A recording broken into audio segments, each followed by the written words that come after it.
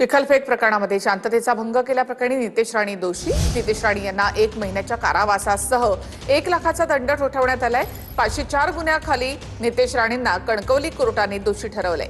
रस्त्याच्या पाहणीच्या वेळेला नितेश राणेंनी अभियंता प्रकाश खेडेकर यांच्यावर चिखलफेक केली होती.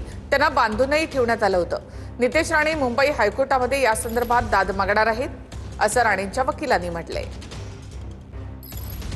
अतिशय महत्त्वाचे जे गुन्हे होते 353 असेल किंवा त्यासोबत जे महत्त्वाचे गुन्हे होते त्यामध्ये सर्व गुन्ह्यामध्ये नितेश राणे यांची आणि सोबत सर्व आरोपींची निर्दोष मुक्तता करण्यात आलेली आहे.